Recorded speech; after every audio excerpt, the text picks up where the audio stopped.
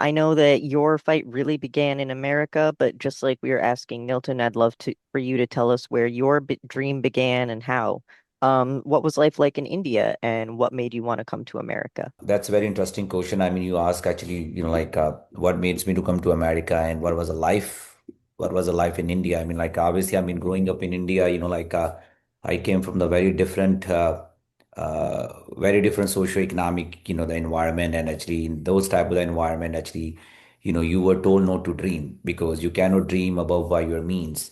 And thinking of America, I mean, that was not my dream at all, right? Because when actually your mindset actually is being restricted by the socioeconomic pressure that actually made you to think that okay, why you want to dream something that you cannot achieve, right? So to be honest, I mean, when I was growing up in India, I was most of like people who grew up in India. I mean, and I was coming from a very lower middle class family, and my dream was just to actually get a good job where actually I can help my family and put a bread and butter on the table. Well, actually, there are a lot more audience over here. I mean, come from there are a lot of people from Brazil. There are a lot of people from Spanish speaking countries as well, especially Argentina. And there are some people actually even from Asia, and actually one or two people actually even from the UK as well. So everybody wanna hear your story, Milton. I mean, So let me reframe the question, Nilton, and it's good to see Yes. that we can see the Brazilian soccer jersey on the back, which is really cool. Mhm. Nilton, so take us back to your childhood. Tell us how it was, growing up in Londrina, Curitiba, in Brazil. Well, I was very little when I came from Londrina. That is obviously the capital. It was the capital of the coffee in the world. There's a lot of coffee plantation there. My parents grew up doing that. So I went to Curitiba when I was like 3, 4 years old. So it is the city that I know for sure when I was growing up. Very tough because obviously I had to go to a Catholic school. We didn't have a lot of schools at that time. The neighborhoods had a couple houses, only that. And was very difficult in a sense, but I didn't realize I was a kid. And the only thing I had to do is go to school, come back, try to have fun with my friends on the street, barefoot most of the time. We had a tough, obviously challenge in front of us, but we didn't know. We were happy. We played cricket in the streets. We did a lot of things that a normal kid did besides playing soccer. As a child, was your dream always to play soccer? Like what pushed you to play soccer and go professionally? What were the challenges to achieve that dream? I think as a child, I always heard the big names.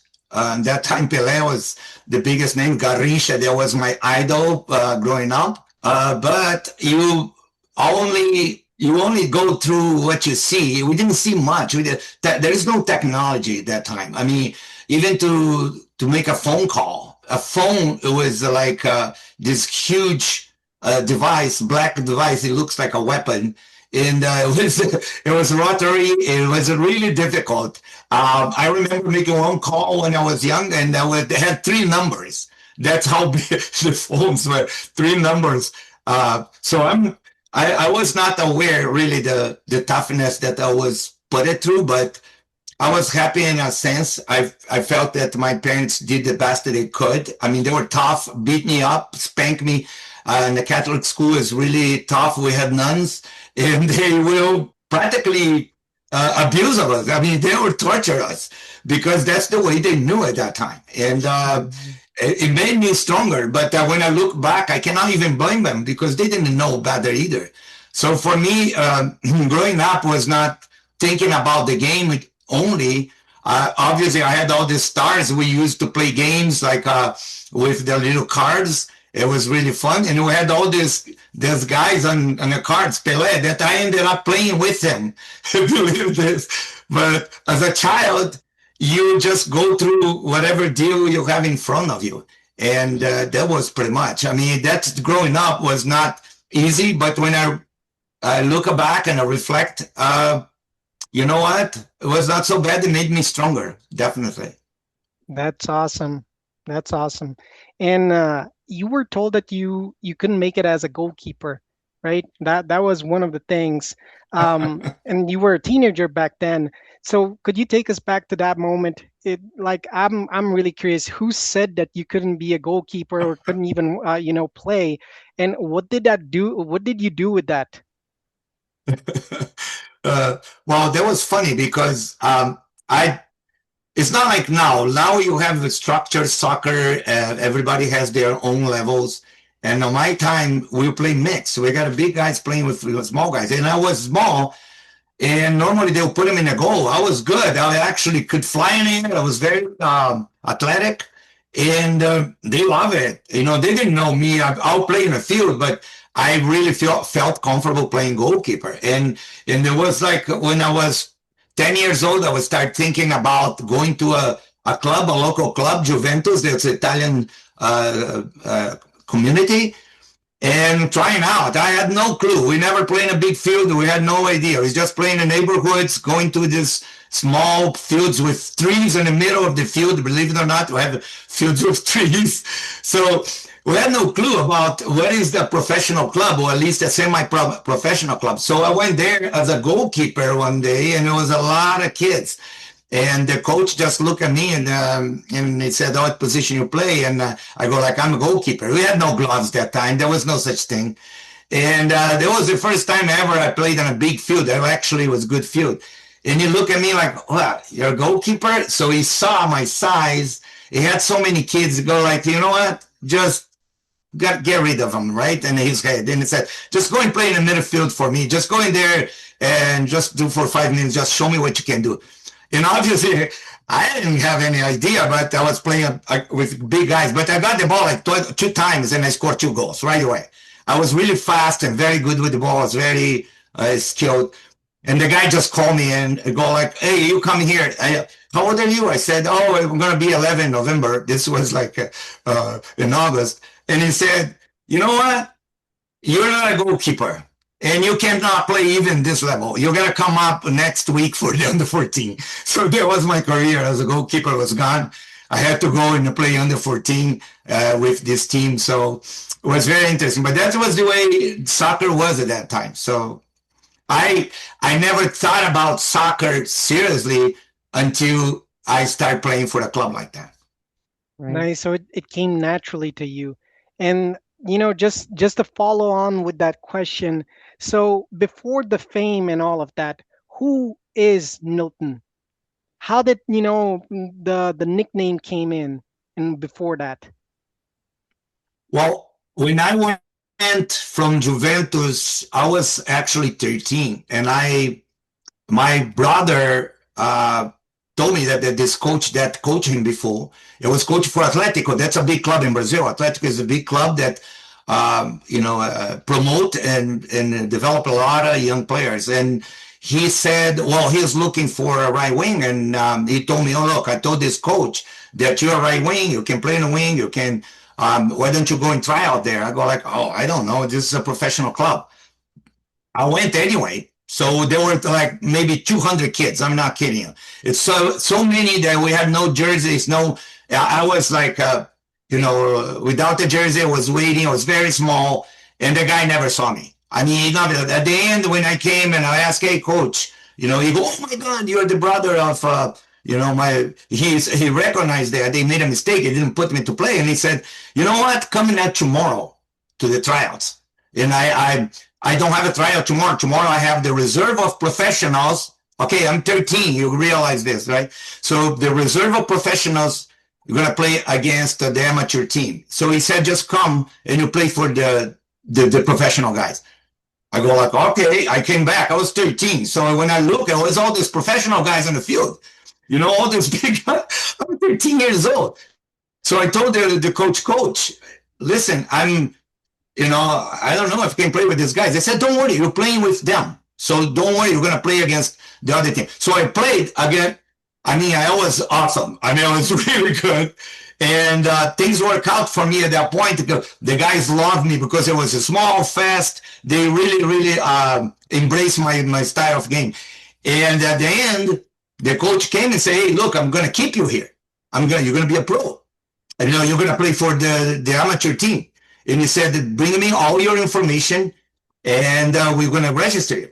So I said, then I go like, yeah, but how old are they? They go say 14 to 17. I said, I'm 13.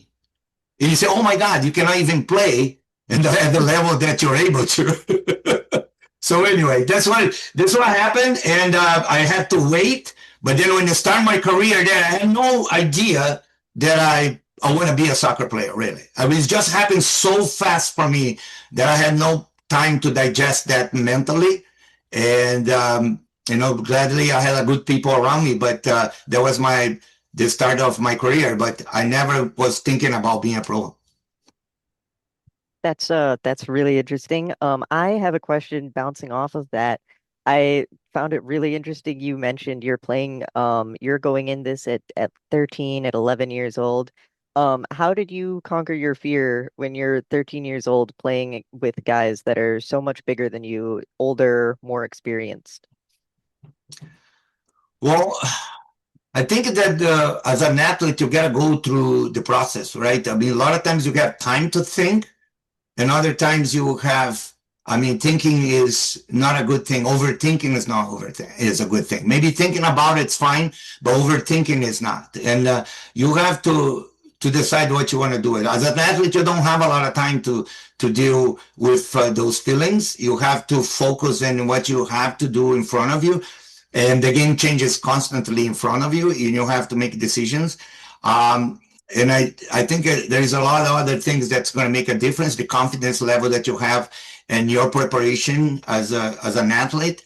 And sometimes you can't predict what's going to happen. It's like life. Playing athletics is so, it's so attracting because of that, because you cannot predict the results. Not all the time the results, or there'll be things in front of you, signals that is going to help you to navigate through that. You have to believe that you can do something, and you got to go through it. And that's what happened to me. I was young. I didn't know. I mean, I was just trying to play soccer, have fun. And suddenly I was put in this amazing position where people liked me because I was small, fast, a good looking kid. So they always kind of tried to push me into that. But I didn't know where I'm going to go with that. And neither my parents. I mean, nobody. I mean, they didn't like me to play soccer. My father, my mother, they used to say, if soccer is only for Pele, you have no future. You have to study. You have to work hard. I don't want to see you. They actually spanked me in order for me to go out and play with my friends. That's how their interpretation. I have to deal with that in my head. So you cannot predict what's going to happen in front of you. That's life. And athletics just resembles that. That makes sense. Thank you so much. Um, I also did want to turn over to Vikram for a little bit. Just briefly, Vikram, before Simpalm Staffing, what was your grind like? We've talked to Nilton a little bit about what his life was like before the fame. I'd also love to hear similarly from you. Well, I mean, like as Neilton mentioned, I mean, obviously, I mean, one of my also mantra was, I mean, like you do your part. I mean, and you have nothing else to control. But I mean, since you asked me very specific question, what was my life like that? I mean, I actually face a lot of rejections. A lot of time, people have this fear of rejection. Okay, you know what? And I think, like starting from, even if I go back to my life in India, I was not one of the top student, and like wherever that I go, I mean, I only hear this word called no. Even when actually I applied my visa for, like in US, a lot of people told me like, you're not gonna get that. You're not gonna get approved because of your age and your socioeconomic situation. And even when I apply for, Georgetown here in the US, a lot of people say like, you're not gonna able to make it. And most of the time I hear this no. I think. But I think I have this problem. I don't read no as a no. I read no actually as a on. I read no from the other side. So I think but there is a lot more. I mean, there a lot more goes into it. I mean, but I'm totally in resonance with actually that Nilton said. I mean, you know, I in my story, I mean, I did what was under my control, and yes, but I was not fair about the results. Like my decision of coming in this country as a tourist. I mean, I knew that, I mean, there is going to be a lot of challenge, but but I gotta need to do, and I did it, and same go back to the story when actually I actually, apply for a Georgetown, and when actually they gave me the admission, I knew it that I didn't have enough money to support me, and I didn't have any family backup. But like I said, like that's not under my control. Why I need to worry about the results? So let's be present.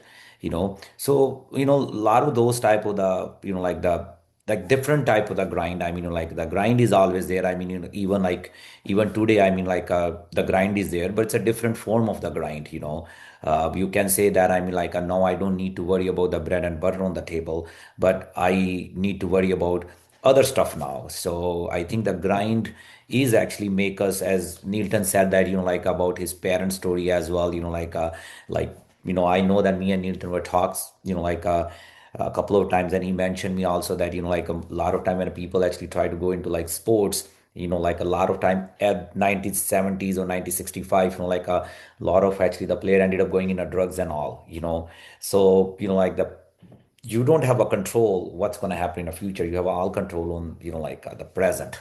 So Cody, did I answer your question? Yes, thank you. And just moving back to Nilton. So, Nilton, we know that you face a lot of challenges. It was hard times back in the 70s. The limelight of soccer was plagued with scandals and drug abuse. How did you manage to stay out of that?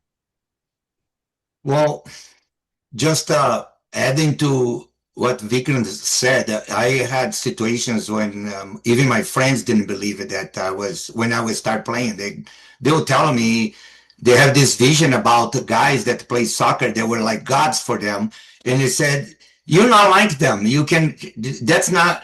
It doesn't even feel real. You're playing with these guys, but you're not like them. I don't think you can do it. Even my friends would tell me, and they were my friends. They're just being honest. And I can relate what Vikram is saying because my parents, my friends, I mean, people that they're jealous of you for some reason, and I didn't even make it. It was just starting, so it is hard. I mean, once you get through, there is phases that you go through in order you to develop as a person because you got to develop as a person first. I went to the army when I was 17. I had to serve and I was playing soccer at the same time. So it was really hard. I went to like 14 months, but it helped me to structure myself. My confidence level went up because I had all this military type of training and I use it when I was playing. So it was not easy. And that helps me deal with all these uncertainties that is drugs, that is going out really easy. The girls is always around you in soccer fields and they were looking for you and you have to be focused. I met my wife Claudia when we were like 15 and we started dating later on. So that helped me a lot to focus in certain things because she and I would start making plans. We had no idea what to do. We have nothing, less than nothing. So, but at least give me a purpose, give me like direction. At least I can see that, hey, maybe this is something that I can do. I can still study, I can still working other things, have other experiences, but I really want to do this. And I'm not going to listen to anyone. I have to listen to my heart. I got to be confident that the next time I'm going to do this, I'm going to give it my best. And that's what I did. I always give my best and everything. And obviously people, once you reach certain level, they start coming to you. Everybody wants to be around you. They want to pay dinners. They bring drugs to you too, because they want to just please you. And you have to be aware that, hey, don't do that. You got to be smarter than anything. I remember being in Santos. I never bought a car. Everybody had a fancy car, driving on this fancy car. I would go to the bus, and the people recognized me, but they wouldn't believe it. I was me in a bus. I could hear them talking because they go like, "Oh, that's Batata," and they go like, "No, he's not. Why he's behind the bus?" So I was really focused in a different way of living. I was. In a certain way, it was a good thing. It was lucky that I thought that way. My wife helped me too. All the problems we had together also helped me to structure. So I say no to drugs, no to going out after the games. You go home or go with my friends, or we take a beer, and then we're going to rest. And that kind of give me that focus, give me confidence, because there are things that you first have to be motivated to do something. And then you got to find the discipline to put that in practice. There's no way you're going to be disciplined without motivation. And motivation is crucial, right? And once you got that, then discipline will kick in, because you're going to start finding ways of getting that through it, that your motivation and discipline, they interact. And then once you got there, then you can go through anything. You just have to believe in yourself. And Nilton, like moving forward, you transitioned your career from Brazil to the US, right? So what made you want to make the US your home? Do you go back to Brazil a lot? Or, tell us about, some challenges about moving to a new country and facing a new culture.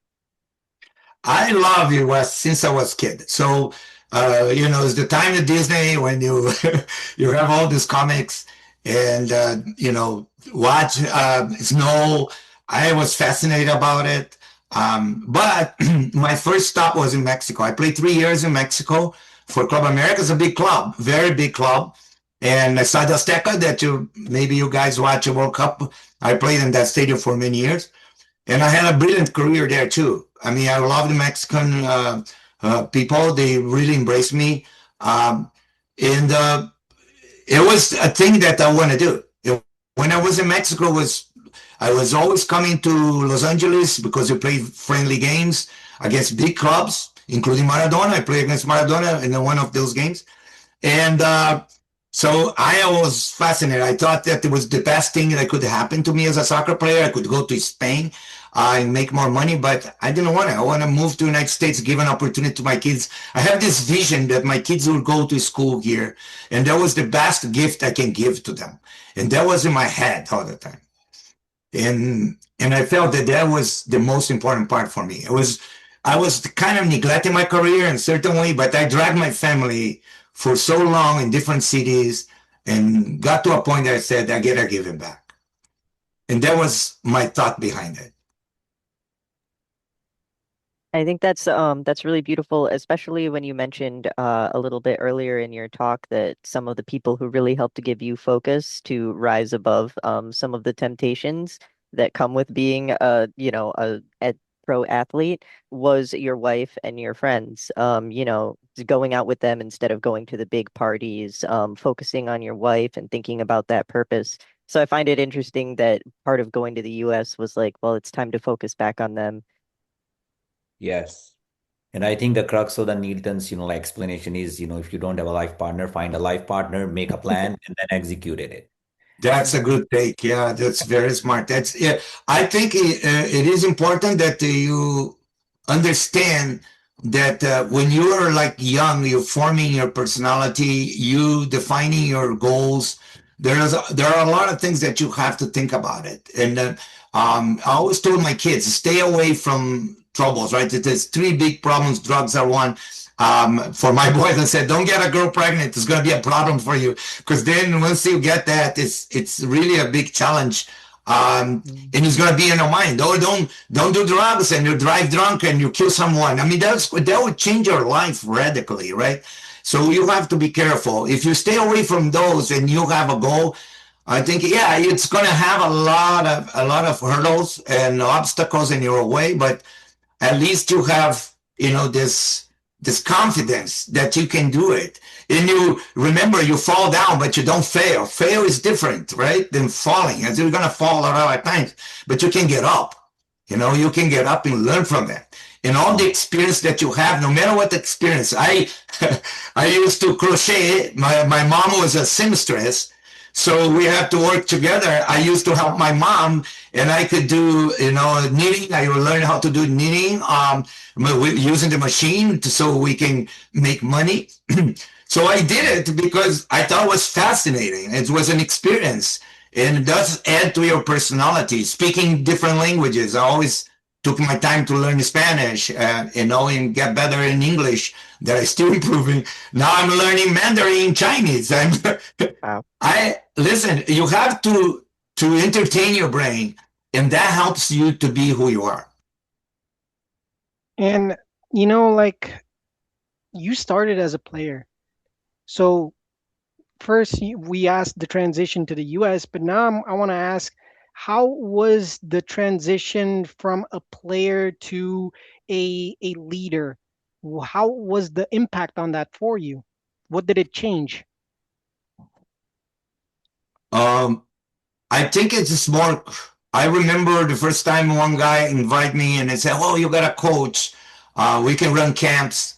And I told him flat out, I said, "I don't know if I can coach. I've seen the coaches that I had in my career, and they were like miserable. They were like all the time on the field. It's constant pressure on the coaches. I really had this mind that hey, I was not going to be a professional coach, much less being a coach for young kids." But he convinced me, and I started doing it, and he loved it. He said that you're funny, you do certain things, and say, yeah, but I don't think I'm a good coach. I'm just a player that knows the game. I can kick the ball, I can demo, but coaching is much more than that. And that was maybe almost 40 years ago.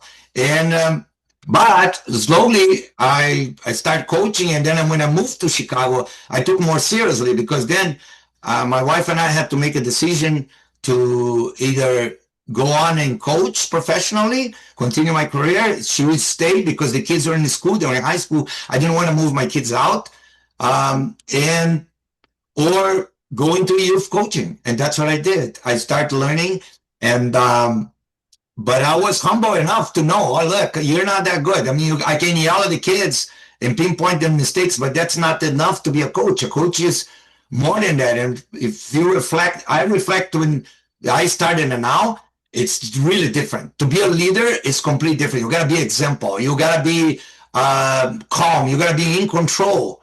You have to be able to be a mentor. All right. And nowadays, the coach is so much more. It's a manager. It's a organizer. You train the parents together. You have to be a good example. That's the major thing. But more than that, a mentor. The mentorship is very difficult for a coach. Nobody can just learn that. And there is no courses. I have courses and courses in being a coach. I'm telling you, to be a leader, you have to be humble. You have to be able to listen. You have to be able to solve problems for the people that you're coaching. You cannot just yell at the kids. Every kid in different level, they have their own challenges. And you have to be able to send the message or pass the message that you have, that is the game, to them. And then convince them. That is really difficult. All right? It's easier to fool people than convince them. It's very difficult. I mean, people don't get convinced very easily. So kids, they challenge you, right? Mainly the American kids. So it is, for me, it was amazing experience as a person. I grew as a person teaching kids. So for me, I love kids because of it. Because every group is different. They have different energy. And I have to relearn to be a coach. Thank you so much for telling us about that. I found the experience of being a leader and how that changed for you as you moved into coaching really, really interesting. Um, any questions from you, Leo? Oh, not at this point. I So I have a question for actually the Nilton. I mean, Nilton, I know that actually you run a very big academy here in, like a US now, and a couple of coaches actually work, like with you as well now. But what value that actually, that you think that actually, like is that you bring with you when actually you were growing up in Favelas and all that actually that we talked about, that you think that Vikram, those values still work here, and I use those value on a daily basis when actually I teach kids.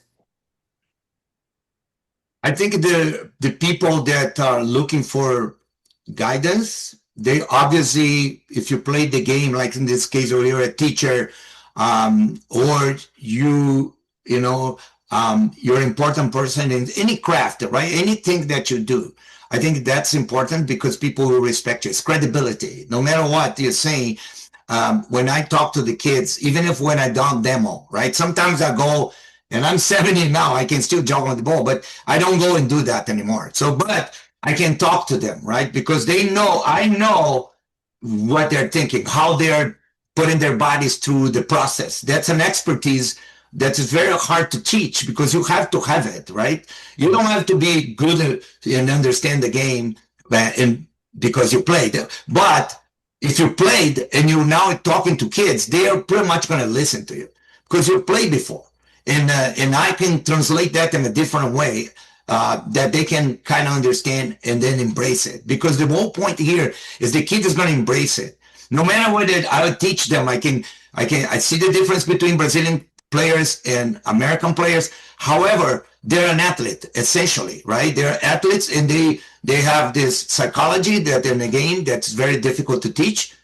And if you don't have it, right, this type of ideas and the way you put it, that they buy into that, they become a group, right? And then they can translate that confidence into the game. Even if they're not good enough for certain levels, they still enjoying the game and they feel confident about it. And they're going to have times that they're going to be proud of they did. And the coach is a major part of it Mhm. because you can Right. paint that picture in different way. I all the time when I tell my players, I coach at the highest level in the country. That's MOS academy level. That's homegrown. So those are the best kids in the nation, right? I coach 13, 14. And even though that, but for me, winning or losing is not important. And I define them as the linear type of progress that they have to go through.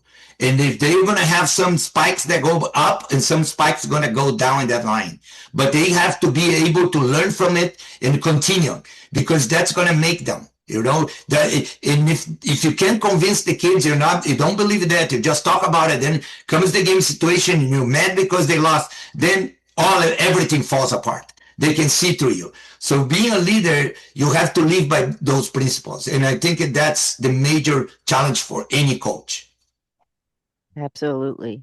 Yep. Um, Vikram, I'd love to turn it over to you and kind of bounce off of that. We're talking about being a leader, how you treat people, and I would love to know, I know your history is sort of it's baked into what you saw in the kitchen and what you learned there. So with that, when did it click for you that what you saw in the kitchen was going to be sort of a blueprint for the leader you were going to be later on? See, I think I have seen a lot of actually the like a leadership style. I think it goes back to India as well, to back to my story. I mean, when actually I used to actually see, I mean, how actually people treated other people. For example, I mean, you know I have seen that, I've been witness, I mean, how actually these people were treating to my own father. I mean, even though when actually you are in a certain, I use this word, very oftenly, I mean, the socioeconomic, I mean, when actually you are in a certain socioeconomic, I mean, and you are the boss, so then that's mean anybody under working under you, it's like nothing for you, right? So I have seen that leadership style as well, that early in my childhood, that made me that that I question myself. I mean, how can actually we say somebody a leader or a business owner? I mean, if that person doesn't know, how to treat people. And then actually I moved after that to Africa, and where over there I seen the different type of the leadership. Over there I see more like autocratic style of the leadership, where actually, when they have a people coming from, bringing people from the different part of the world, and then they took their passports, right? So basically, I mean, I don't want to use the word, but a lot of time you guys know that, I mean, when you took your passport, then actually that's mean you don't have no freedom, right? When actually I came into the United States, I mean, that's where actually, the real lesson of leadership actually have seen that. I mean, for example, I mean, when actually I was working in a restaurant, the perfect example over here, what I see that, you know the owner of the restaurant give the same dignity to the dishwasher of the restaurant, the dignity that he's giving to like his manager, right? I never have experienced anything like that. Me being in India, or me being in actually in Africa, I saw the first time that how come actually, the owner of the restaurant and talk to, the somebody working in a kitchen so nicely, and they are making them feel, I mean, there is a very famous quote, I mean, no one is important and no one is unimportant. So every role is very important, that I learned, early my life in US while working in a restaurant, that every role is very important. But obviously, I mean, the leadership style, I see those owners, how they were actually treating their people. And and most of the leadership lesson that actually I've learned, during my early days in US, I try to implement this, with my own companies. We do deal with a lot of different cultures, a lot of different ethnicity. I try to make sure that, what people, I mean, I always try to see people as a people. I try not to see people actually as a number, right? Because I've been there. I know that what it makes you feel when actually somebody treats you as a number, right? I have seen both world. I mean, like, so my leadership style is, more as a collaboration. Like everybody has something to deliver here. Doesn't matter whether you're a dishwasher in a restaurant, but your role is very important. If dishwasher doesn't show up, that's a big problem. Because then you're not gonna able to Absolutely. actually, serve to the customers. Because you're not gonna have a clean, the dishes. And same thing, I mean, like, if there is no server outside, like, how you gonna actually impress your guests with their services. So that I learned very early, I mean, in United States, that okay, what, every role is important and every role deserves dignity and respect, irrespective, irrespective what are their socioeconomic situation, in that particular moment. Nilton, going back to you.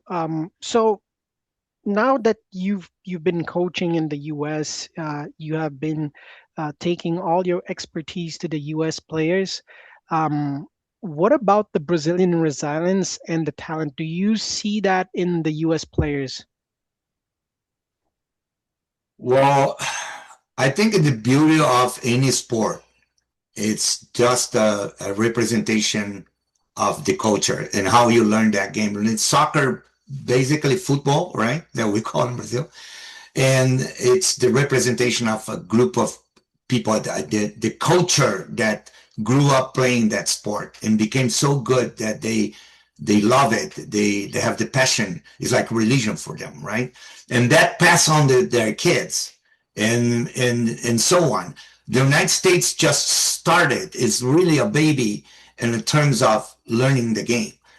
That's amazing, the progress that we did it as a nation too. I mean, I can go maybe almost 35 years ago when I started coaching. I was in California. And I remember when I came here, they introduced me. Oh, this is Nílton Batata, is a big star in soccer. And the guy will go, oh, soccer, you use your feet, right? So the people have no clue about sport.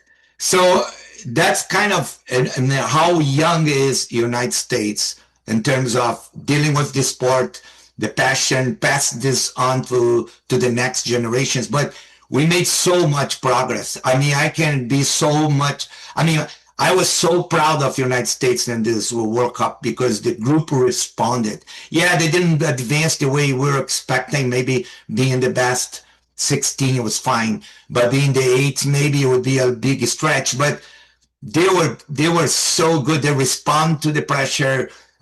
They went through it as players. I bet when they were younger, they have their dreams. But it was beautiful to see a nation that starts shaping their own style in playing the game on their own terms, and it says a lot. And I cannot kind of make analogy with Brazilian soccer because we're doing this for a longer time. We have lived. Brazil has experienced the best. I mean, but won 5 World Cups, and this it's not the country really, but it's that groups that went to represent the soccer in Brazil in that moment in time. And that group decided that, hey, we're going to do everything that's possible to win this World Cup. And they did it over and over and over. And the nation can be proud, but it's only those groups. And I believe that the United States is going to eventually have groups like that. They're going to take it like Spain did this year. They're going to have groups that are going to represent the country in a very good, positive way. I think the game is progressing, and you can see it's very popular. People love it, and the World Cup was an example. And Newton, as a Brazilian myself, I just want to hear from a pro player such as yourself. What do you think about the Brazilian football nowadays? I think that's not the same. Brazilian players that were obviously maybe the 2 generations. I think in my generations, they were very talented, but they didn't have the structure to win a championship. I can go back to Pele. I watch World Cup since 1970 when they start transmitting. It was the first time that they transmitted through a satellite. So I kind of have the history of the game. I think the biggest difference is the fact that, like I said, it's just a group of players like Pele. You're talking about Rivellino, Gerson, Clodoaldo, all these big stars, Carlos Alberto. I mean, it's just amazing. They decide to play together. They were humble enough to do this to do that for their country. I think this generation, the past generation, they're very distracted about a lot of things that happens. The money, the access of money they have available. We didn't have that. We didn't make millions and millions. Now a player that plays in Brazilian national team, if you play a couple of times, you're already a millionaire. I mean, that's not going to happen. And if you reflect back, how many players play for the Brazilian national team in total? If you count the whole history, not more than 1,000. And the whole history, I mean, you can not more than 1,000. Nowadays, they call more people because they're struggling, they're desperate.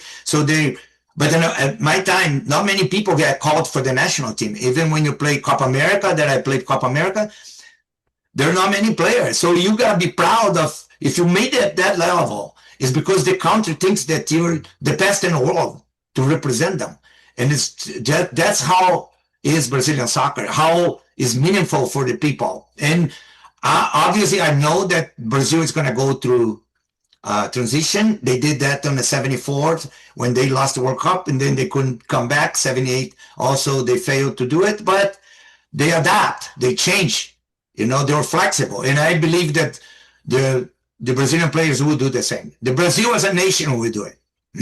And you saw in this last World Cup, was close, but they were not good enough. I knew it from the beginning, and I bet most of the Brazilians knew that too, that they wouldn't make it more than a 16 or maybe 8.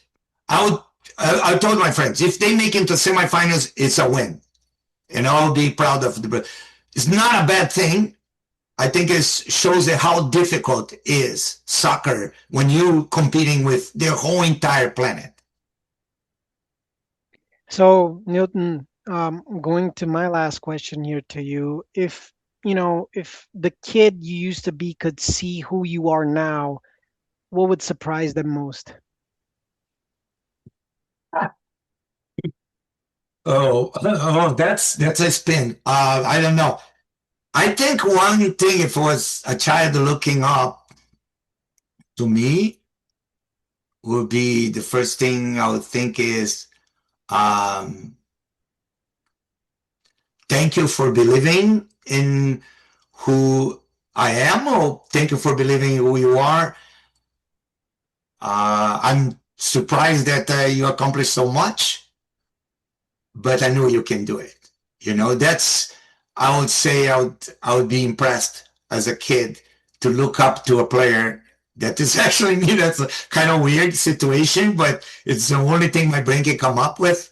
That obviously, I actually my sister sent a picture when I was 4 years old to my daughter, and my daughter didn't even know how I looked when I was 4 years old. Then you came with this question. It's kind of weird because she didn't even know it was me, my daughter. She didn't recognize it because it was a little guy with a hat. There was a Santa Claus there, and it was funny because he didn't look like me. And I'm a different person now, obviously, but it's tough to project something that you have in the future, or you have that dream and you want to project, but never is going to happen the same way you think. But one thing you have to do is just keep going. I mean, why not? I mean, you got to believe that you can do it. It's if you just don't believe in yourself, who you're going to believe in? You can't just thinking about other people and then think, oh, it's a dream. Yeah, but dreams start somewhere. Everything starts with a thought. If you have one thought, and that thought is that you can do it, then do it. Because that thought will carry on. It will expand in different directions. Absolutely. I would love to also ask kind of the same question to Vikram, sort of tying it all together. But also, I would love to know what you would want to say to a younger you. What advice would you give them?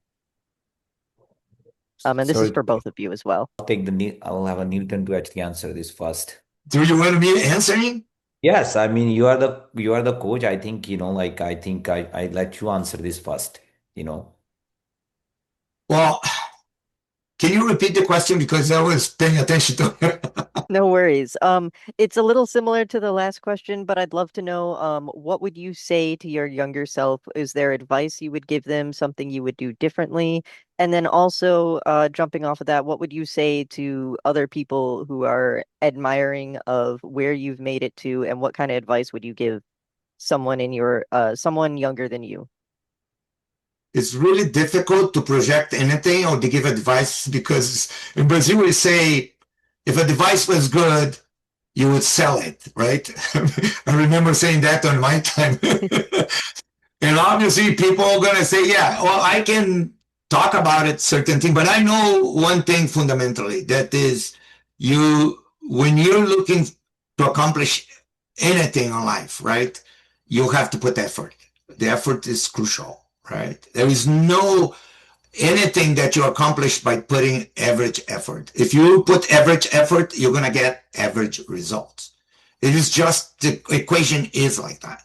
There is no way you're going to just thinking that you're not going to dedicate yourself to something that you feel that you can do it just halfway. You can't do halfway. Your effort has to be high. You have to find times to think about different ways that doing the same thing or changing. You gotta always kind of renew yourself every year. My life, if I can reflect and go back, it was 10 years. Every 10 years, every decade, I had to change and adapt. From being a single guy to a married person to raise kids and so on, to become a grandfather and so on. And it comes in the 10 years. And if you can project that and you can think about the effort you're going to put it, how much time, and I think you can do it, right? Because without effort, nothing can happen, nothing good. You can hit the lotto, but you still have this big problem because you have a lot of money and you don't know what to do with it, right? Because money is not the issue. There's no problem if you have money, but money is not an issue. What the issue is what you do with yourself, right? What kind of person you're going to be, what kind of person you're going to represent. And then that I think is powerful because you are head of a family and the kids will look up to you and so on. And there's always, one person can fix 100. Like my family, I can tell you, I help my family because I was fortunate in everybody. Now I have, people that grand kids that obviously they're not my kids, but they were my sisters-in-law's kids that I raised them. There were seven sisters, and they all became my daughters. So you got to think about all that because without the effort, you cannot accomplish those things. Vikram, I'd love to ask the same to you as well. See, if I would give an advice to, like you mentioned, what would you do differently as a younger Vikram? I mean, like as a younger Vikram, I mean, I at the nobody actually has ever told me the power of the visualization, right? Like what Nilton actually said earlier. I mean, he was visualizing it he want to actually send his kids to a school in America, right? I was not visualizing it. I was being impacted, by the people who were telling me that you cannot make it. I wish at that time I would have known that, the power of the visualization. Like I don't care what you're saying it, but I'm visualizing myself, wherever that I wanna be, right? So I would give that advice to younger Vikram, and then your second half of the question is what advice that I want to give to, the whoever is listening us. First of all, I don't think so I'm in the place where actually, people can follow my advice. I can only share my experience, my experience is pretty much, a very similar what actually the Nilton said. If you have a thought, just stick to that thought, right? You know what? And then just keep working hard. There is no shortcut. There is no shortcut because hard work pays you off, right? Do not actually worry, do not actually get yourself dragged into the reward first. The reward is a byproduct of the hard working, right? And that's what actually I did, with my life. and I think I don't want to say the advice, but that's my experience, that I'm sharing with the people who are listening us. Um, Welcome. Leo, I wanted to open it up to you. Any further questions you have before we open it up for audience Q&A? No, I think we can open for the audience Q&A now. Raj asked, Nilton, what role did discipline play in your journey? I think discipline is, I mentioned before, is the second pillar for anything to build up. I mean, first one is motivation. Obviously, when you're motivated, you have the thought that you're going to do something. It's important. And a lot of times people mix that, but as a coach during the years, I learned that motivation is number one. When your motivation it's there, it affects discipline. And I think discipline is crucial. Obviously, if you don't follow, things that you have to follow, waking up in the morning and working harder, can you when I was playing, I was thinking about when went to Santos. I said I have to be different. I'm not an Atletico anymore. I'm in Santos now. That's a big club. What do I have? I have to jump higher. I have to move faster. I have to work harder. Right. So I got to do things that is completely different than I used to do. And so that is the discipline that requires. So I used to practice twice a day. We had 2 days practice. So it's the morning and afternoon. So you have no life practically, but I'll arrive early all the time. I was always arriving like an hour earlier and leave it 30, 40 minutes later. And I used to go to the gym, put those sand belts that makes you heavier, and then throw hoops in a Santos gym just to train vertical jump. So the discipline for doing that is very important. The other guys would leave right away. I was still there crossing the ball. So, and I had a friend that we did that in Santos for many years. So when you were doing that, it's because the discipline. We're motivated, but our discipline carried through it. If you're not able to do that physically, then there is no way that you're gonna just bypass that. So And we have Absolutely. another interesting question here from Alejandrina Rosales. It's a question for both Vikram and Nilton. So Alejandrina is asking, are leaders born or made? And what are your thoughts on standing over after the age of 40? Okay.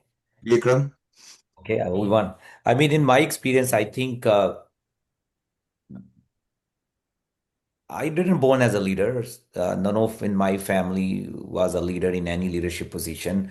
So I don't, in my experience, I don't think so. Leaders are born. I think the leaders are made, with their experiences. Like if I actually do the synopsis of my, like a 40, 43 or 44 year of my life, I mean, all those experiences that I have, or I had, I mean, that actually made me who I am. And all of my leadership style, actually, you will see that all those decisions that I make, I mean, that reflect, that actually I learn from, with my experiences, talking to other people or actually seeing how they are actually working, and there is another, I mean, the thing that I believe, what actually the Ralph Waldo Emerson said, I mean, once, especially that true to my life, every man I met is my superior in some way, in that I learned from him, and I think that's what, in my case, leaders are actually made, not born.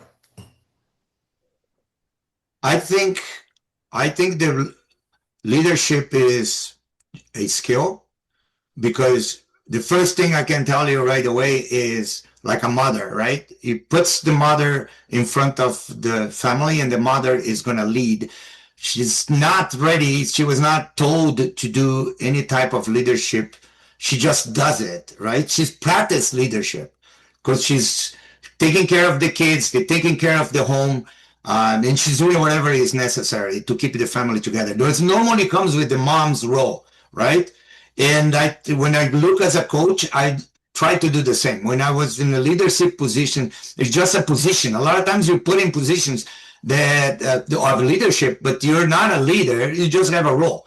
But there are times that you can promote that, right? I didn't do it for my coaches. I I bring them in together. I make sure that they're giving their opinions, that we're making decisions based on what the team as a coach has have in mind, not just me. I think leaders have to do that.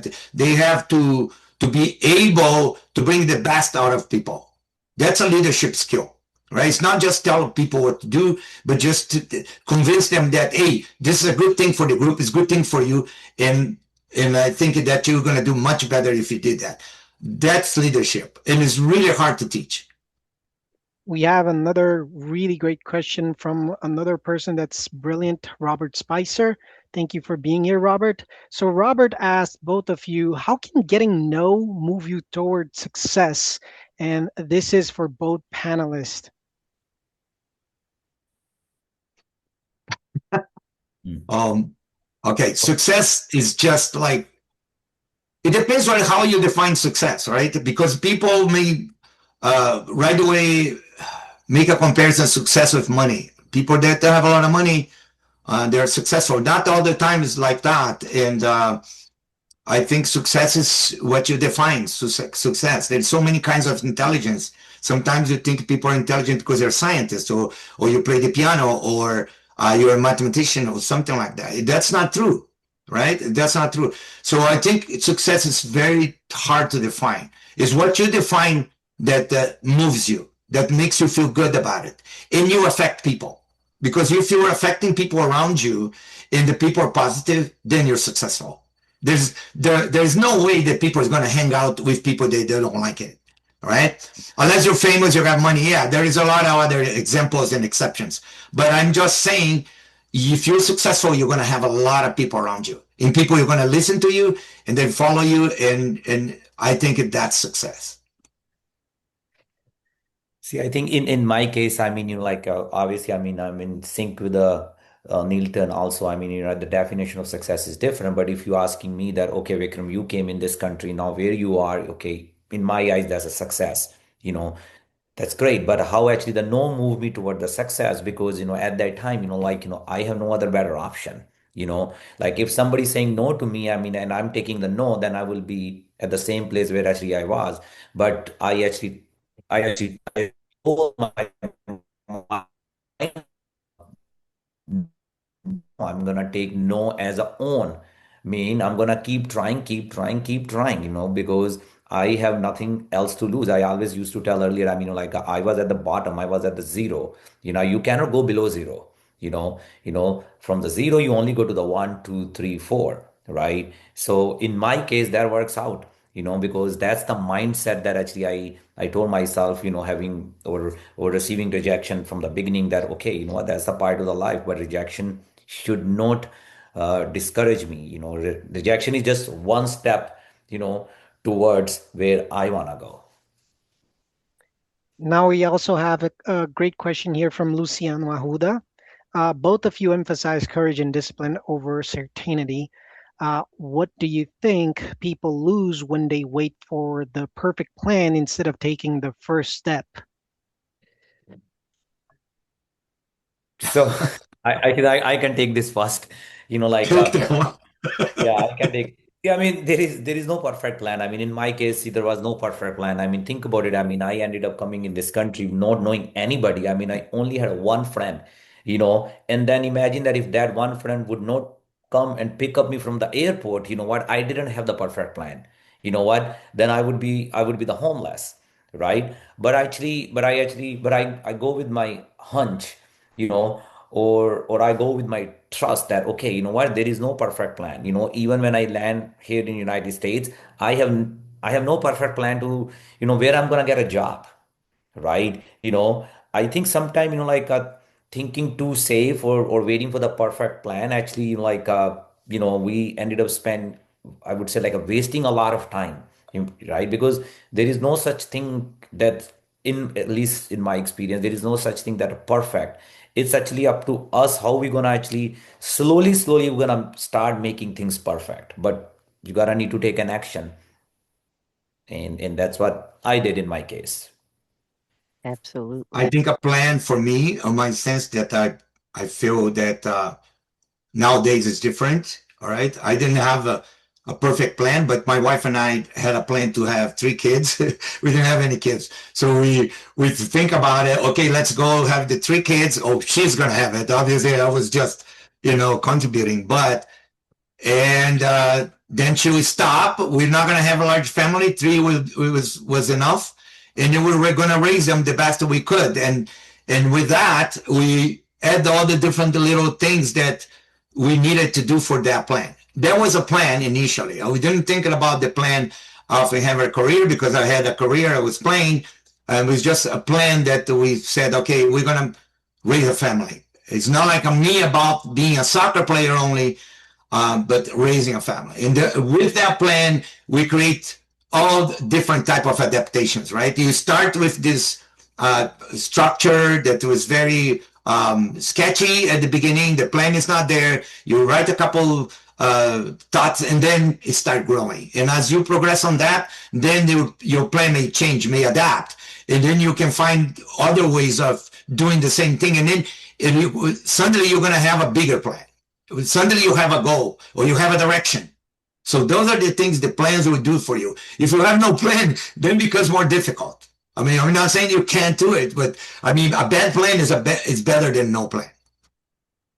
So we have another great question here from another great person, Sue Tinish. So to Sue, thank you for being here. And your question is directly to Nilton. So Nilton, Sue is asking, how did you learn to differentiate between failing and falling? I think And what lead to that awareness? I think falling is because I play soccer, people trip you all the time, right? They follow you and you go down, but then you get up, or you either get up with more energy or you're upset about it, whatever is the feeling. But falling is just part of the progress. It's part of the process. You cannot just go to a game thinking that everybody's going to behave a certain way, that the players that you play against and the team on the other side is going to really follow the rules. There's no such thing. You can't control everyone. But I can't control myself. I can control the fact that I fall, I get up, and I'm going to go. I'm going to continue in this path. And I think soccer is a good analogy for me. Every time I was down or I was struggling something or I had a bad game, I had to go back, reflect, and go. Then and next game was coming. I had no time just to go in thinking about failing. Failing was not an option. I have to go and do it. I can fall, but not thinking about I'm a failure, because that's a problem. Then there's a problem mentally. You have a confidence problem, and you have a challenge. You have to get this out of the way of your head. That look, you're gonna fall so many times. I learned a different language. People make fun of me when I came to the United States to speak English or I mispronounce something. You guys gonna have that. You're learning a new language. You can't just thinking about, hey, I'm gonna get right, and then I'm quiet. I'm not gonna say anything because people are gonna make fun of me. You can't think like that. You're gonna fall, and then you get up. But you're not failing. And one day you're gonna wake up and say, I got it. Wow, it's a good feeling. So I think that's the biggest difference. We also have another question here from Paula Lucchini. This question is for both Nilton and Vikram. Since you achieve everything you visualize as growing up and through your life, how do you see yourself on the next 5 years? What are your next goals? See, I mean, first of all, like as I was growing up, I didn't know this technique exists, the visualization, right? So that's, but I mean, for the last couple of years, actually, you know what, I've been trying it, and I can see myself, for the next 5 years, if you ask me professionally, if the question is more on the professional side, I mean, like a professional side, we see ourselves, I mean, like, being in Latin America and actually having almost over 600 people, as our team members, and where we can promote, like the talent actually that exists in Latin America. Most of those talents sometimes actually, they actually restricted only in the resume, So we also want to change the thought process of most of, like the American clients over here, like it's very surprising when we hear that, okay, do you think like people speak English in Brazil, or do you think like people speak English in Argentina? We wanna we want to actually, like break all that barrier, and we want to show that, like that there is a really great talent exists in Latin America. So that's how actually I visualize myself, like visualize myself having like over team of 50 or 100 people, and actually I'm delivering, my talks over there. I mean, like in Sao Paulo or in Rio or in Buenos Aires. I think as a coach, I'll normally the kids ask me this question all the time, and I'll tell them right away. You just write three things. I did this when I came from Mexico. When I moved here, you have to write down three things that you need to implement or at least practice in order to continue your career. The reason I'm saying that from Mexico to Brazil to United States is the fact that when I moved to United States, I started playing indoor soccer. That was different than the outdoor soccer, our football, and I had to adapt. So I started studying the game. I wrote three things that I had to do all the time during the matches, and I trained for it. That's an intuition. I didn't read any books. I just thought that if I wrote down, I could visualize better. I could go to sleep thinking about those things and let my subconscious take over. Obviously, I didn't think it the way I'm telling you now, but I'm just saying that's the way I did it. And I tell my players all the time, write three things, not too many, three things that you think that you can do with whatever you're doing right now that you can do better. And they'll help you to structure. And suddenly you're going to have this ways or procedures or protocols that you create as you go. You have to be able to write that down because your brain is not going to pick it up, and your writing is much better. I always liked writing. I went to school in Brazil for literature and letters. It was to be a teacher. I didn't finish, obviously, my third year. I had to go to Mexico. But I have this all the time. I write things down. I read a lot. I love it. I thought if you get one thought from one book would be enough, right? Because one thought from the whole book will change your life. So I think write down is going to consolidate that. So we have another good question here from Suryateja Ojirala. Playing for different teams, you might have had to adapt to different team cultures and different atmospheres, and sometimes had to compromise and adjust, like having to call football soccer. But what's one habit of or a thought that you had constantly across this journey that did not change and that helped you get through hard times? This is for you, Nilton. Okay. That's a beautiful question. I'm telling you, that's really well thought. I think that when I changed it, like I went from Curitiba, my city, and then I had to go to Santos. When I arrived there, and I was this young guy that has no knowledge about this big club. We had 40 players in the locker room. It was crowded. I mean, very intimidating. And I was like put in this situation. We had like 5 right wings. I was one of the 5 at the same position, only one place. So I had this challenge that I have to deal with that. And meanwhile, I have to make friends, adapt to the environment, to the new bosses, coaches, trainers, all sort of things that you could maybe make analogy with workplace. And it was not that easy. And I went from there, I went to Mexico. And then I arrived in Mexico, completely different language. I spoke Spanish when I went to trips, but it was not the Spanish that I could communicate fluently with anyone. So it was really hard when I arrived there. And the Mexicans are very nice to Brazilians, but I'm arriving in a club when you have a mixture of Argentinians, Chileans, and also Mexicans playing together. All sort of different cultures. And I had to adapt. I had to make friends. I have to behave in a way that I have to show that I'm part of the group first, and then I can add to it. I cannot just come and say, hey, I'm Batata, I play in Brazilian national team, you guys better listen to me. There's no way that's going to happen.